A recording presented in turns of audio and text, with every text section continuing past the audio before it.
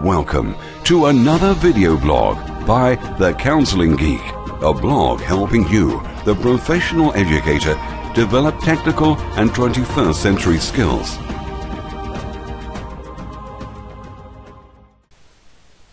Hello, counseling geeks, administrators, teachers, educators, parents, other interested parties, to another episode of the Counseling Geeks video blog series. This week we are going to be looking into something called Coursera, which is a great professional development tool that is free to use, very high quality, and it is all online, and you're able to actually take classes from well-renowned universities like Stanford, Princeton, the University of Michigan, and all do it online from 5 to 10, sometimes 12-week-long courses in really interesting topics. So here's the layout of the website. When you log in, obviously you're not going to be me, so you have to create an account. But you'll get on here and you will go to Coursera.org. So it's Coursera.org, and this is what you'll end up with when you click on the courses page. And this is just a brief overview, a quick listing of what courses are available for you to take. So let's just look at a few of these. For example, if you're interested in learning some computer science, there's stuff about algorithms. There is the basic behavioral neurology. I'm taking one of those classes about neurology here in the near future. But there's everything from math, history, art, science, medicine. You can look up stuff about cardiac arrest, learn about computer architecture, Computer Science 101. I finished this class and it is a very interesting class. Starts at the bare bones basics and helps you kind of get an understanding of what computers are, how they function, and do some actual coding. And if that is completely alien to you, that's understandable, but the professor, at least in my section, Nick Parlante, he did an excellent job of explaining how it works and showing you step by step what to do, and I feel that I'm a much more informed computer user now that I took that class. You will see as you watch and take some of these classes, I take some of my inspiration from them. A lot of the lecture portions of the video are based from this program. They, with the lecture, with the screen grabbing, and then a voiceover or a video webcam, little small screen in the corner. I just thought it was really impressive and innovative way to do things, and I wanted to emulate that in my blog. So you can see here there are many different, looks like over 35 or 40 classes that they're offering right now, and like I said, some go 4 to 5 weeks, some go 12 weeks, and they start throughout the year. So keep an eye out. You can sort by next session, and some of them are coming up very quickly, so you may want to get on there. A couple other things that we want to talk about regarding this is that some of these classes have started already, but you can still go in there and take the watch the lectures, listen to the lectures, read the material. You can probably even do some of the assessments. However, in order to get your letter of completion or your statement of accomplishment, like I have here for my CS 101 class, you need to take the entire things, and a lot of the classes actually have deadlines, and you have to complete certain things by certain times. So there is a little bit of the college aspect to Coursera. However, it's very flexible. You can do it at your own pace, and if you're not worried about getting your statement of accomplishment, just simply learning these new things, you don't have to do certain parts. If you're not interested in doing a certain project, that's fine with them. They're not even probably going to know. There's 35,000 people that sign up for these classes at a time, probably. I know in the course I'm taking about sociology, there's over 40,000 people from around the world, and it's pretty awesome. So take a look at this. Look at there. Here's what you'll have when you have classes you've signed up for. For example, you can see some of these classes that I've signed up for. I'm currently taking the Introduction to Sociology and a Human-Computer Interaction course, and I've signed up for Future for Algorithms, Internet History, Basic Behavior Neurology, just because that's something that interests me. So not all of these courses are going to be directly applicable to counseling or education. However, it is really good just to kind of make your brain do things that it's not used to doing anymore. If you've been out of school for a while, you know that sometimes it gets hard to study and remember things. So just it's a really good practice just to keep your mind fresh. And the same rule applies to lifting weights or working out. If you don't use it, you lose it. So we want to make sure that we are using our minds and using our knowledge and imagination. So this is what you look at when you log in after you are either in a class or you've signed up for a class. They do email you if you signed up, like for example those blue buttons. They'll email you when your class is starting. And then when you click on a class, this is what it's going to look like. So this is my human-computer interaction course, and it's basic portal here. You can see your professor's name up here. You got upcoming quizzes, kind of a reminder area, and this is your announcement page. Over here on the left is your menu bar, where you can see things like your syllabus and quizzes, assignments, and video lectures, and all the different tools that you might need to complete. For example, here is a syllabus that they wrote up for it. It's pretty basic, but it just shows you kind of what to expect and how we're going to kind of walk through these courses. The real meat and bones of Coursera is in the video lectures page.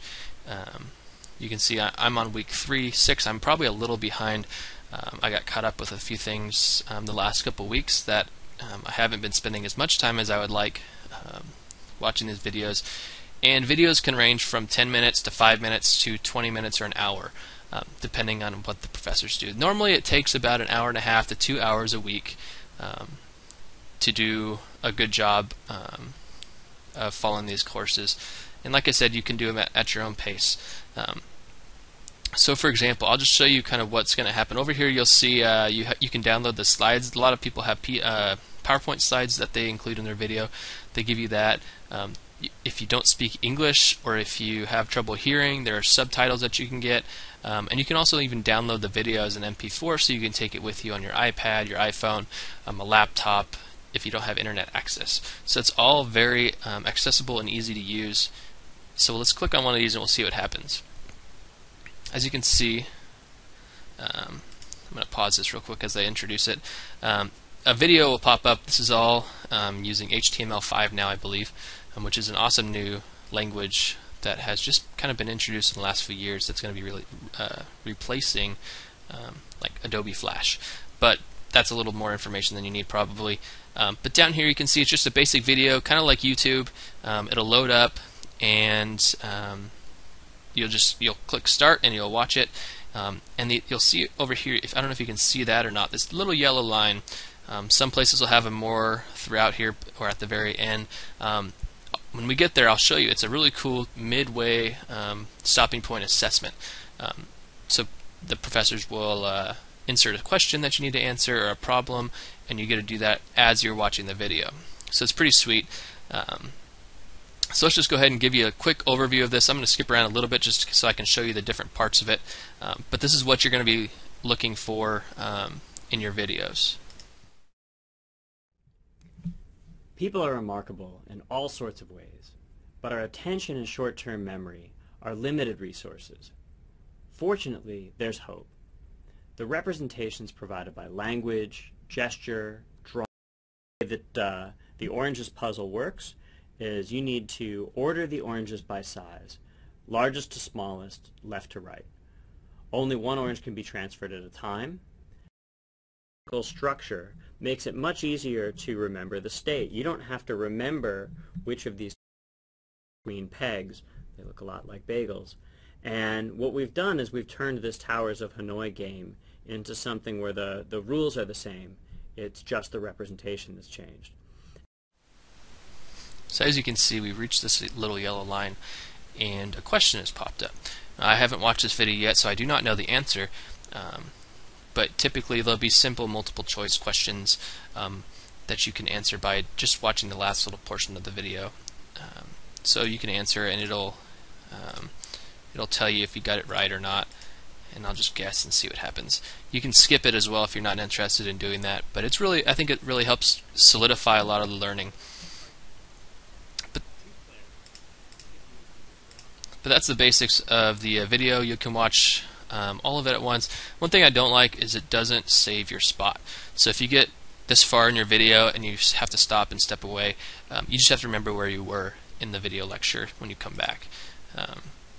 But it will remember that you've watched part of it, or at least some of it, and then you can just move on and get on with that. The assessments, I'm not doing the assessments for this course just because I didn't find that I had time and I started a little late. But there are assignments, like for this human-computer interaction class, some of it's pretty intense. Like you have to interview people and actually build mock-ups. In order, the course is based on creating kind of prototype things that you can develop into future more user-friendly software and that type of things. But they have assignments that you can do that you can see. They have the dates it starts, the submission deadline, and then in this course they have peer assessments scheduled. There's also quizzes. I did do quizzes before, and just to practice what I'm learning. And they do have deadlines, a due date and a hard deadline. You have a certain amount of late days that you can apply to your work. And once you're out of those, you don't get any more and you lose points. So you can see that there are quizzes throughout the course that you can take as well. So that's pretty much it for the human-computer interactions. Just for a comparison's sake, I'd like to show you a quick, just same overview of the Introduction to Sociology page. You can see it's the exact same format, and then video lectures. One cool thing that this class does is that they have a weekly seminar. And so they host that via Google Plus and a Google Hangout. If you've never heard of that, you can look it up. It's basically a large group, 5 or 6 people, all on one video chat, and they record it and they can share it. So the professor interacts with people taking this class. So I'll just show you this real quick and see, so you can see. Greetings, everyone, and welcome to our second live session of Introduction to Sociology. I want to begin by to replicate. And they'd encourage the students to go forward with that. But I, for instance, both my parents did not graduate. Very much had a sense of entitlement in terms of education, but we did. Can be applied. So you can see here, this is the Google chat that you'll be seeing in some of these classes. So it looks like there's 8 or 9 people involved in this. So it's really cool to see a worldwide perspective, and there's people, like I said, from around the world that are involved in these classes. So it's really good just to practice. Look it up, check it out, and see what happens. You know, if you try it and don't like it, there's no penalty. It's not going to cost you anything.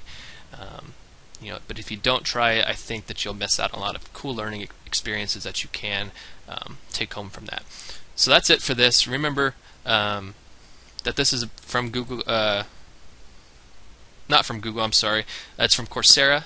Coursera.org is the website. I'll be posting it with this video link in my blog. And so stay tuned for that. Thank you for listening, and we'll see you again later. Thank you for stopping by. Come back soon. Comments and questions are always welcome. You can connect with the Counseling Geek via Facebook by following @CounselingGeek on Twitter, adding me to your circles on Google+, or writing to me via email.